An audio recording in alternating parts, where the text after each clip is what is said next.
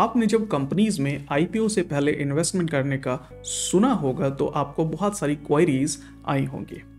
ये pre IPO shares क्या होते हैं, आईपीओ से पहले कैसे अवेलेबल हो जाते हैं, इनको डीमैट अकाउंट में कैसे चेक करते हैं और स्टेक हब से कैसे इनको खरीदा जाए। ऐसे ही आपकी सारी क्वेरीज हम इस वीडियो में आंसर करेंगे। तो सबसे पहले मैं आपको एक फैक्ट बताना चाहूँगा कि आज के टाइम में जितने मेजर कंपनीज होती हैं उनके शेयर्स फिजिकल की जगह डीमैट के अंदर डिजिटलाइज्ड फॉर्म में रखे जाते हैं। कंपनीज आईपीओ से पहले भी फंडिंग रेज करती हैं और जो इन्वेस्टर्स इन कंपनीज में इन्वेस्ट करते हैं उनको भी शेयर्स उनके ही डीमैट अकाउंट में मिल जाते हैं, जिससे इन्वेस्टर्स के शेयर्स हमेशा सेफ होते हैं। ये कंपनीज आने वाले सालों में अच्छा ग्रो करती हैं तो इनकी वैल्यूएशन भी इंक्रीज होती हैं और इनके शेयर्स प्राइस भी बढ़ते हैं। तो अर्ली इन्वेस्टर्स जिन्होंने कंपनीज में पहले इन्वेस्ट किया था अपना शेयर बेचकर प्रॉफिट बुक कर सकते हैं, वो भी आईपीओ से पहले। एज मोस्ट कंपनीज अपने शेयर्स बायबैक नहीं करती तो ये अपने शेयर्स किसी को भी बेच सकते हैं और जो नया इन्वेस्टर होगा वो अर्ली इन्वेस्टर से परचेस करके उस शेयर को अपनी डीमैट अकाउंट में ट्रांसफर करवा सकता है, जिससे नया इन्वेस्टर्स कंपनी के शेयर होल्डर बन सकता है। और आज इंडिया में आईपीओ से पहले कंपनी में इस तरीके से बहुत सारे इन्वेस्टर्स बन जाते हैं जिन्हें हम प्री आईपीओ इन्वेस्टर भी कहते हैं। वैसे हर कंपनी के अनलिस्टेड शेयर्स अवेलेबल क्यों नहीं होते जिनका आईपीओ नहीं आया? ये इसलिए है कि कई बार किसी कंपनी के एग्जिस्टिंग इन्वेस्टर अपने शेयर्स बेचने में इंटरेस्टेड नहीं होते, तो इसलिए हर एक कंपनी का अनलिस्टेड शेयर नहीं मिल पाता। आगे बढ़ने से पहले डीमैट अकाउंट को समझते हैं। ये शेयर्स का बैंक होता है एक तरीके से। जैसे प्रिंटेड नोट आप बैंक में जमा करते हो और रुपया डिजिटल फॉर्म में आपके बैंक अकाउंट में दिखता है, वैसे ही डीमैट अकाउंट में सारे डिजिटल एसेट्स स्टोर होते हैं, जैसे shares, mutual fund units, FD, insurance etcetera. And ये डीमैट अकाउंट इंडिया में सिर्फ 2 ऑर्गेनाइजेशन ही ओपन करते हैं, सीडीएसएल और एनएसडीएल। एंड जो आप लिस्टेड शेयर्स भी खरीदते हैं वो भी इन डीमैट अकाउंट में ही स्टोर होते हैं। आपके स्टॉक ब्रोकर आपकी तरफ से इनमें शेयर्स आपका डीमैट में डिपॉजिट और विड्रॉ करते हैं। तो आप ये लिस्ट देख सकते हैं जिसमें जो भी स्टॉक ब्रोकर आप यूज करते हैं उनके थ्रू जो आपका डीमैट ओपन हुआ है वो सीडीएसएल में है या फिर एनएसडीएल में है, आप चेकआउट कर सकते हो। तो सबसे पहले हम डिस्कस करते हैं वो डाउट्स जो अनलिस्टेड शेयर्स बाय करने से पहले आते हैं। क्या रिटेल इन्वेस्टर के लिए अनलिस्टेड शेयर्स लीगल है? जी हाँ, ये एकदम लीगल है। इंडिया में एक इंडिविजुअल किसी भी कंपनी के शेयर्स खरीद सकता है और चाहे वो लिस्टेड हो या अनलिस्टेड। एंड इवन आपको डिविडेंड बोनस आपके डायरेक्ट बैंक और डीमैट अकाउंट में क्रेडिट हो जाते हैं। क्या अनलिस्टेड शेयर्स खरीदने के लिए कोई पेपर वर्क चाहिए? जो शेयर आप खरीदते हैं वो ऑलरेडी इशूड शेयर होते हैं, तो जो एग्जिस्टिंग इन्वेस्टर्स के पास ऑलरेडी होते हैं, और जब आप उन्हें खरीदते हैं तो आपको कंपनी से किसी भी तरह की कोई भी अप्रूवल की रिक्वायरमेंट नहीं होती। यह आपके नॉर्मल स्टॉक मार्केट इन्वेस्टमेंट की तरह ही होता है एंड इसलिए खरीदने से पहले कोई पेपर वर्क की रिक्वायरमेंट नहीं होती। खरीदने के बाद यह आपके डीमैट अकाउंट में आ जाता है। क्या आपको एक नया डीमैट अकाउंट खुलवाना पड़ेगा अनलिस्टेड शेयर्स को बाय करने के लिए? जी नहीं, जो भी आपका ऑलरेडी डीमैट अकाउंट खुला हुआ है, चाहे वो किसी भी स्टॉक ब्रोकर के साथ हो, उसमें आप ये शेयर्स खरीद सकते हैं। अभी तक आपको खरीदने से पहले जो डाउट्स आते हैं वो क्लियर हो गए होंगे। चलिए अब देखते हैं कैसे हम स्टेक हब के थ्रू ये अनलिस्टेड शेयर्स बाय कर सकते हैं। लेकिन इससे पहले मैं आपको स्टेक हब के बारे में बताना चाहूँगा कि स्टेक हब है क्या। तो स्टेक हब एक कंपनी है जो डील्स को transparent, smooth and safe manner में आपके साथ एग्जीक्यूट करते हैं, जिसमें आप स्टेक हब से शेयर्स खरीद सकते हैं और चाहे तो वापस स्टेक हब पर ही सेल भी कर सकते हैं। और जो भी आप शेयर्स खरीदते हैं वो आपके डीमैट अकाउंट में 1 वर्किंग डे में आ जाता है। स्टेक हब पर मिनिमम लॉट साइज या ब्रोकरेज क्या होती है? यहाँ शेयर्स आपको लॉट्स में खरीदने होते हैं और जिनका एक लॉट का अमाउंट 1500 से 4000 रुपये तक का होता है। आप इनके मल्टीपल्स में खरीद सकते हैं, वो भी सिर्फ ₹99 फ्लैट चार्ज देकर, जिसमें आपको GST, stamp duty, stock broker charges सब कुछ इंक्लूड होता है। तो आइए अब समझते हैं स्टेक हब का प्रोसेस। लेट्स ओपन stakehub.in और गेट स्टार्टेड पर क्लिक करिए और फर्स्ट टाइम ये आपसे आपका मोबाइल नंबर मांगेगा और OTP डालने के बाद आप नाम और मेल ID डालिए, फिर OTP डालिए। अब आपको डैशबोर्ड दिखेगा सारी कंपनीज के साथ और इसमें आप नीचे तक स्क्रॉल करके सारी कंपनीज देख रहे होंगे। नीचे आ जाइए और जैसे हम अभी HDB फाइनेंशियल्स का देखते हैं,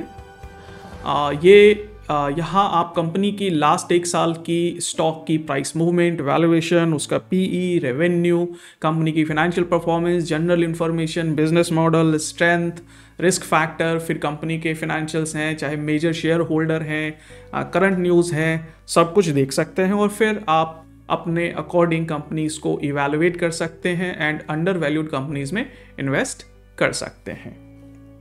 चलिए अब मैं इन्वेस्ट नाउ पर क्लिक करता हूं और मुझे KYC डॉक्यूमेंट डिटेल्स डालने के लिए बोल रहा है। ये इसलिए है क्योंकि जो भी मैंने शेयर्स खरीदूंगा वो मेरे डीमैट अकाउंट में ट्रांसफ़र होंगे। तो चलिए KYC कर लेते हैं और अपना नाम, पैन नंबर, फिर अपना डीमैट अकाउंट नंबर वगैरह डालने के बाद वेरीफाई KYC पर क्लिक करिए। अपना बैंक अकाउंट नंबर और IFSC कोड डाल दीजिए, देन वेरीफाई बैंक डिटेल्स पर आपको क्लिक करना होगा। अब आप देखेंगे कि डैशबोर्ड पर मुझे सारी होल्डिंग्स एंड फंड्स की इंफॉर्मेशन दिख रही है। तो चलिए अब HDB फाइनेंशियल्स पर वापस क्लिक करते हैं एंड देखेंगे कि यहाँ पर लॉट दिख रहा है जिसमें 3 शेयर्स हैं एंड आप 3 के मल्टीपल्स में इसको ले सकते हैं एंड ऑर्डर आप कभी भी प्लेस कर सकते हैं, पर ऑर्डर एग्जीक्यूशन ध्यान रखिएगा 9 AM to 4 PM में ही होगा। चलिए अभी इसके 2 लॉट सेलेक्ट करते हैं और अपनी UPI ID डाल देते हैं, देन आपके UPI की तरफ से मोबाइल पर रिक्वेस्ट आएगी, उसको कंफर्म करिएगा। आप देखेंगे कि पेमेंट सक्सेसफुल हो गया है। देन आपको ऑर्डर स्टेटस दिख रहा होगा, साथ में आपको अगर ऑर्डर स्टेटस मैच्ड है तो आपका ऑर्डर एग्जीक्यूट हो गया है और 1 वर्किंग डे में आपके डीमैट अकाउंट में शेयर्स आ जाएंगे। चलिए देखते हैं कि आप इन शेयर्स को अपने डीमैट अकाउंट और ब्रोकर में कैसे चेक कर सकते हैं। आप CDSL में रियल टाइम देखने के लिए CDSL की वेबसाइट पर जा सकते हैं या फिर आप CDSL ऐप भी डाउनलोड कर सकते हैं। फिर लॉगिन पर आप क्लिक करें और उसके बाद माई ईजी न्यू टोकन पर क्लिक करें, देन लॉगिन पर क्लिक करें, देन रजिस्टर फॉर ईजी पर क्लिक करें, देन अपना डीमैट अकाउंट BOID में डालिए, फिर अपना पैन कैपिटल लेटर में डालिए और आपका date of birth DD and MM format में डालिए। फिर आपको OTP आएगा, OTP डालिए। आप कोई प्रेफर्ड यूज़र नेम फिर पासवर्ड सेलेक्ट करिए। अब आपका रजिस्ट्रेशन सक्सेसफुली कंप्लीट हो गया है।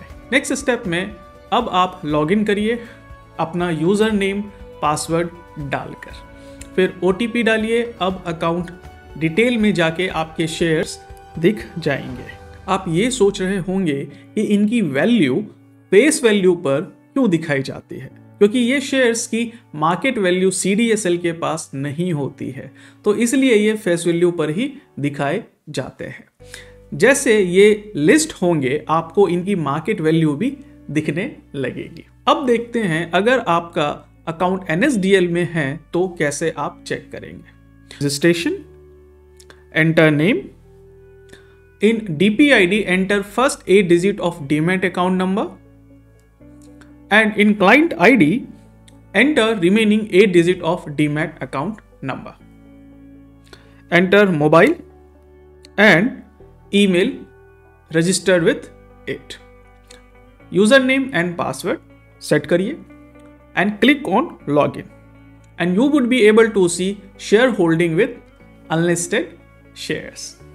और ये शेयर्स यहाँ भी आपको फेस वैल्यू पर दिखाए जाएंगे मार्केट वैल्यू की जगह, और ये जैसे ही लिस्ट होंगे तो मार्केट वैल्यू पर भी आपको दिख जाएंगे।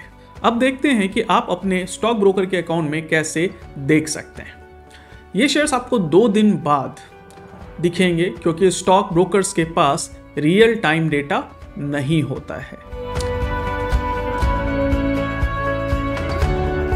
गो to profile, scroll down little bit and आप देखेंगे कि you have to click on portfolio in console, और आप कंसोल पर रिडायरेक्ट हो जाएंगे और उसमें स्क्रॉल करेंगे तो आपको आपके लिस्टेड और अनलिस्टेड शेयर्स दिखेंगे। ये शेयर्स आपको ISIN नेम से शो होंगे जो हर कंपनी के लिए यूनिक डीमैट नंबर होता है। Click on profile, scroll and click on reports and उसके बाद डीमैट रिपोर्ट पर क्लिक करिए, और फर्दर दैट आप रिपोर्ट में आपके लिस्टेड और अनलिस्टेड शेयर्स देख पाएंगे, और ये शेयर्स आपको ISIN नेम से शो होंगे जो हर कंपनी के लिए यूनिक डीमैट नंबर होता है। होल्डिंग पर क्लिक करिए, देन आप स्क्रॉल करेंगे तो कुछ शेयर्स आपको इनएक्टिव कैटेगरी में दिख रहे होंगे जो कि बेसिकली अनलिस्टेड शेयर्स हैं। 6 मंथ्स लॉक इन पीरियड क्या है IPO आने के बाद? IPO से पहले आप किसी भी अनलिस्टेड कंपनी में इन्वेस्ट करते हैं, उस केस में आप प्री IPO इन्वेस्टर कैटेगरी में फॉल करते हैं। तो आप IPO के बाद इन शेयर्स को 6 महीने तक बेच नहीं सकते क्योंकि ये लॉक इन पीरियड सभी प्रमोटर्स और सारे इन्वेस्टर्स पर एप्लीकेबल होता है। तो इसका रीज़न ये भी है कि अगर एग्जिस्टिंग प्रमोटर IPO आते ही सेल करने लग जाएंगे तो कंपनी लिक्विडेट हो जाएगी, और इसलिए ये सेबी ने रूल बनाया है सभी के लिए। पर आप चाहें तो IPO से पहले कभी भी इसको बेचकर एग्जिट कर सकते हैं। जब अनलिस्टेड कंपनीज का IPO आएगा तो मेरे शेयर्स का क्या होगा? देखिए, आपको कुछ करने की ज़रूरत नहीं है। जैसे ही शेयर्स लिस्ट होगा आपको वो आपकी स्टॉक ब्रोकर की ऐप में नाम के साथ में होल्डिंग में दिखने लगेगा और मार्केट वैल्यू पर भी शो होने लगेगा। आप इसलिए डायरेक्टली स्टॉक ब्रोकर की एप्लीकेशन से इसको बेच सकते हैं। लेकिन आपको एक सेबी की गाइडलाइन बताना चाहूँगा। जो भी इन्वेस्टर्स कंपनी में IPO से पहले इन्वेस्ट करते हैं, उस केस में आप प्री IPO इन्वेस्टर कैटेगरी में आते हैं और आप IPO के बाद 6 महीने तक इन शेयर्स को नहीं बेच सकते हैं। तो ये लॉक इन पीरियड सभी प्रमोटर्स एंड सारे इन्वेस्टर्स पर एप्लीकेबल होता है। पर आप चाहें तो IPO से पहले कभी भी इसको बेचकर एग्जिट कर सकते हैं। तो क्या मेरे प्री IPO शेयर्स का इन्वेस्टमेंट सेफ है? देखिए, जो भी आप शेयर्स खरीद रहे हैं वो आपके डीमैट अकाउंट में ट्रांसफर हो जाते हैं। CDSL एंड NSDL जो गवर्नमेंट ऑथराइज्ड हैं, ये शेयर्स को आपके अलावा कोई एक्सेस नहीं कर सकता है, ना आपका स्टॉक ब्रोकर और ना ही स्टेक हब। इनका कंप्लीट कंट्रोल डीमैट में आपके पास होता है। तो फिर अनलिस्टेड शेयर्स की प्राइस कैसे चेंज हो जाती है? शेयर्स की प्राइस उनकी डिमांड एंड सप्लाई पर चेंज होती है। जैसे डिमांड ज़्यादा होगी और सप्लाई कम तो शेयर्स के प्राइस बढ़ने लगते हैं, जो कि सेम स्टॉक मार्केट में होता है। अनलिस्टेड शेयर्स पर क्या टैक्स लगता है और कैसे आप कैलकुलेट करें? तो जो अनलिस्टेड शेयर्स पर आपका शॉर्ट टर्म कैपिटल गेन लगभग 2 साल का होता है। मतलब अगर आप जब भी इन्वेस्टमेंट करते हैं और उन्हें 2 साल के अंदर ही सेल कर देते हैं तो आपका प्रॉफिट इनकम में ऐड हो जाएगा और आपकी इनकम टैक्स स्लैब के अकॉर्डिंग टैक्स लगेगा। वहीं अगर आप 2 साल के बाद बेचेंगे तो आपको प्रॉफिट पर 12.5% का टैक्स देना पड़ेगा। कंपनी का आईपीओ आने के बाद टैक्स कैसे कैलकुलेट करते हैं।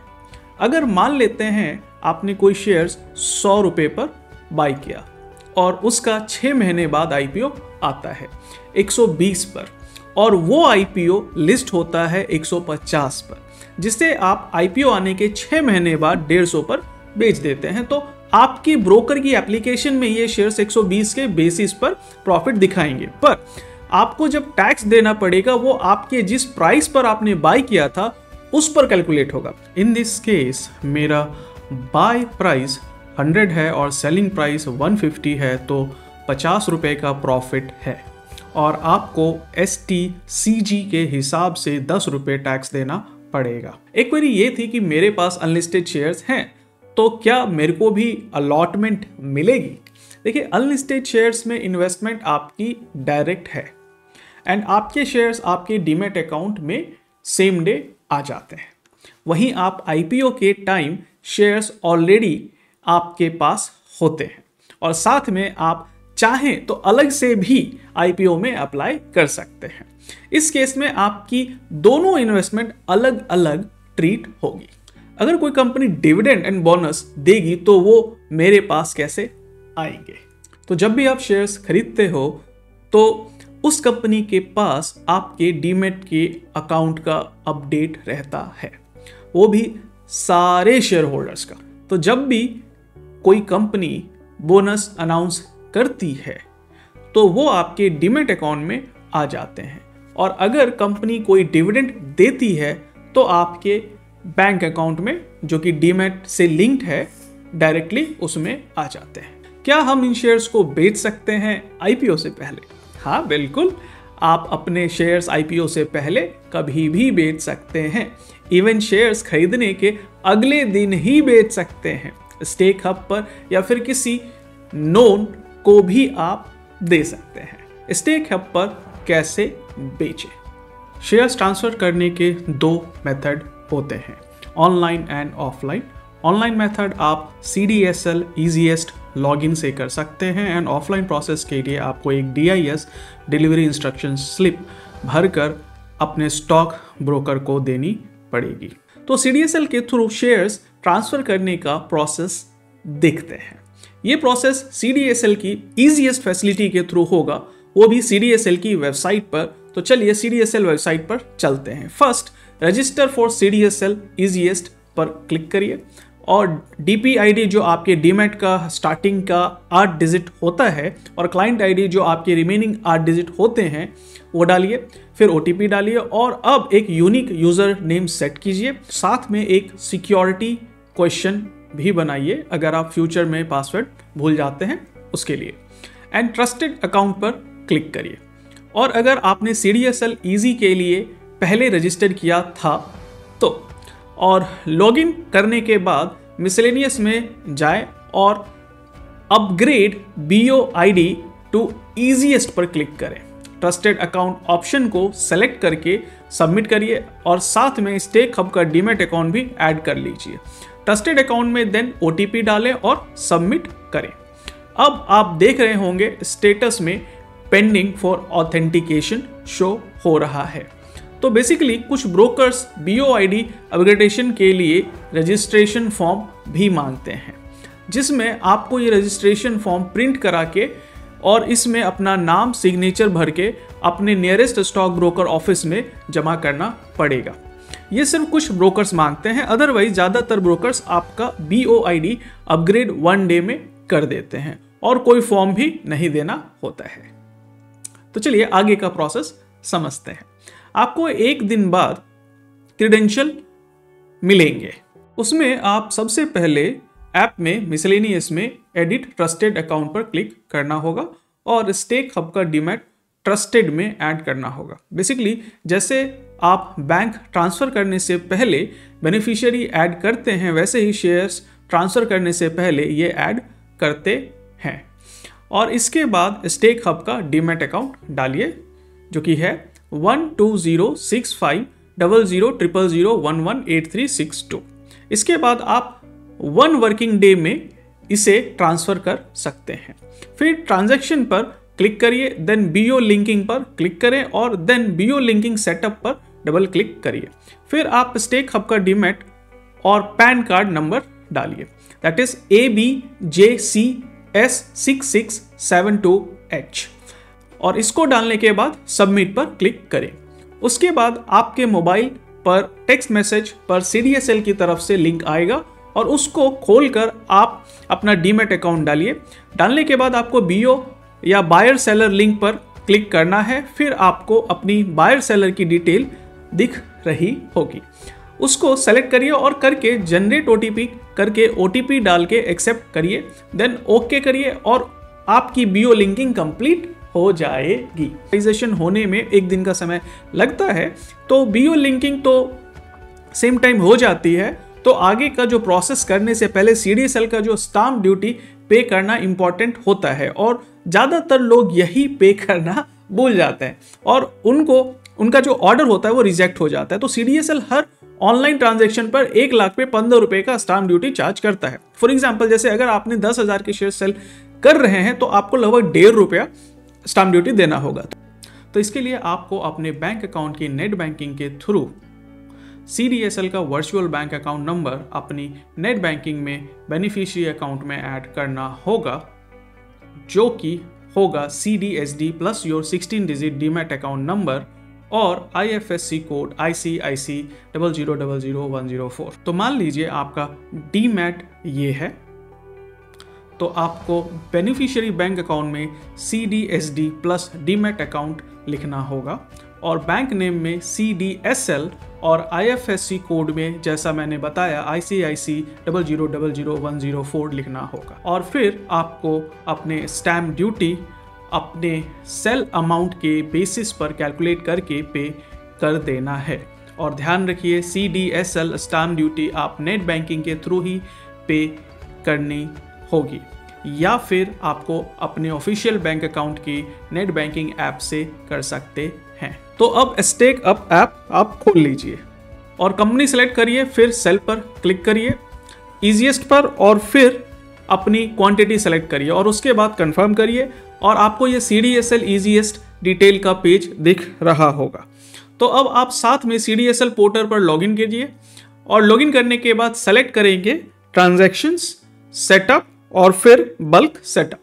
एग्जीक्यूशन डेट डालिए, इसमें काउंटर BOID में स्टेक हब का डीमैट सेलेक्ट करिए और एंटिटी आइडेंटिफायर NA रखिए। ISIN डिटेल्स सेक्शन में ऐड के आइकन पर क्लिक करिए और कंपनी सेलेक्ट करिए, क्वांटिटी, कंसिडरेशन अमाउंट डालिए और रीजन फॉर ट्रेड में ऑफ मार्केट सेलेक्ट रखिए।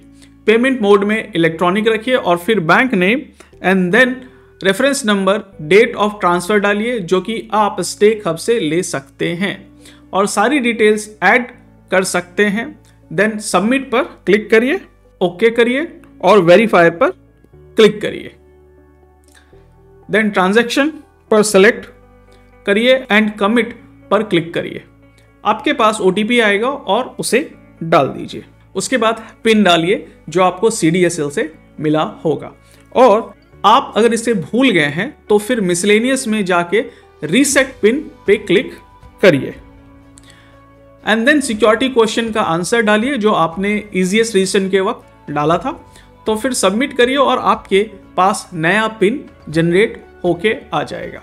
फिर पिन डालें और अब आपका ट्रांजैक्शन सक्सेसफुली कंप्लीट हो गया है और स्टेक हब पर जाके सेल ऑर्डर पर कंफर्मेशन पर क्लिक करना है एंड अब आपका प्रोसेस कंप्लीट हो गया। आप चाहे तो ट्रांजैक्शंस, इंक्वायरी, ट्रांजैक्शंस में जाके उसमें ईजीएस्ट पर क्लिक करके आप अपना ट्रांजैक्शन देख सकते हैं। उसमें आपको इसका स्टेटस भी दिख रहा होगा। जैसे यहाँ transaction ready for DP authentication लिखा आ रहा है, मतलब ये आपके ब्रोकर के पास चला गया है ऑथेंटिकेशन के लिए। उसके बाद आपको शेयर्स स्टेक हब के पास आ जाएंगे एंड 1 वर्किंग डे में आपको फंड आपके रजिस्टर्ड बैंक अकाउंट में आ जाएगा। आप अपने ट्रांजैक्शंस देख सकते हैं, उसमें आपको इसका स्टेटस भी दिख रहा होगा। आपने ये देखा कि ऑर्डर लगाते टाइम आपके शेयर प्राइस में 1% डिडक्ट हो रही थी, क्योंकि शेयर्स स्टेक हब के पास रियल टाइम में नहीं आते हैं, जिससे शेयर्स प्राइस चेंज होने का रिस्क होता है। जनरली आप ये देखेंगे कि कई बार आपके ट्रांजैक्शंस कमिट करने के बाद भी दिखेगा, क्योंकि अभी ये ट्रांजैक्शन आपका स्टॉक ब्रोकर अप्रूव करेगा एंड आपको कुछ भी करने की जरूरत नहीं है। ये स्टॉक ब्रोकर अप्रूवल के कारण शेयर्स 6 से 8 घंटे बाद ट्रांसफर होते हैं, जिससे प्राइस चेंज होने का रिस्क होता है। इसलिए स्टेक हब आपसे एक परसेंटेज डिडक्ट करता है प्राइस में। अब वापस उस ट्रांजैक्शन पर आ जाते हैं। शेयर्स ट्रांसफर होने के बाद 2 वर्किंग डेज में फंड आपके उस बैंक अकाउंट में आ जाएगा जो आपने स्टेक हब पर डाला हुआ था। डिलीवरी इंस्ट्रक्शन स्लिप कैसे भरें? पहले आप इसे अपने स्टॉक ब्रोकर से मंगवा सकते हैं। उसके बाद आपको ये स्क्रीनशॉट देख सकते हैं और इनकी जो रिक्वायर्ड डिटेल है वो भी आप देख सकते हैं। उसको भरने के बाद आपको इसे अपने स्टॉक ब्रोकर के पास डिपॉजिट कराना होगा और ये complete offline process 2 working days में हो जाता है। और जो आपके फंड्स होंगे वो आपके बैंक में शेयर ट्रांसफ़र होने के 2 वर्किंग डेज में आ जाएंगे। अगर आपका बाय ऑर्डर पेंडिंग दिख रहा है और अगर आप कैंसिल करते हो तो कोई चार्जेस एप्लीकेबल हैं? नहीं। चार्जेस तभी एप्लीकेबल होंगे जब आपका ऑर्डर एग्जीक्यूट होगा, और अगर उसे पेंडिंग में कैंसिल कर देते हैं तो आपको फुल अमाउंट इंक्लूडिंग कन्वीनियंस फी रिफंड हो जाएगी। क्या होगा अगर मेरे ऑर्डर की वैलिडिटी एंड हो गई? अगर वैलिडिटी एंड होती है और आपका ऑर्डर एग्जीक्यूट नहीं होता, 2 से 3 दिनों में आपके बैंक अकाउंट में कंप्लीट पेमेंट रिफंड आ जाएगा एंड इस पर कुछ भी फीस एप्लीकेबल नहीं होगी। चलो यहाँ तक तो ठीक है, लेकिन अब आप सोच रहे होंगे कि अगर स्टेक हब सर्विसेज ना दे तो हमारी इन्वेस्टमेंट का क्या होगा? देखिए, स्टेक हब से जो भी आप शेयर्स खरीदते हैं वो आपके सीधा डीमैट अकाउंट में जाती है और स्टेक हब अपने पास कोई भी शेयर्स नहीं रखता। ये शेयर्स आपके डीमैट में कंप्लीटली सेफ है। थैंक यू व्यूअर्स, वीडियो में यहाँ तक बने रहने के लिए, और हमारी पूरी कोशिश रहेगी कि स्टेक हब आपको बेस्ट एक्सपीरियंस प्रोवाइड करती रहे। और अगर आपको कुछ भी रिलेटेड क्वेरी हो तो वो आप व्हाट्सएप पर have a call back request कर सकते हैं और हमारी टीम आपको कनेक्ट कर लेगी, या फिर आप हमारा सपोर्ट नंबर जो है उस पर आप डायरेक्ट कॉल भी कर सकते हैं।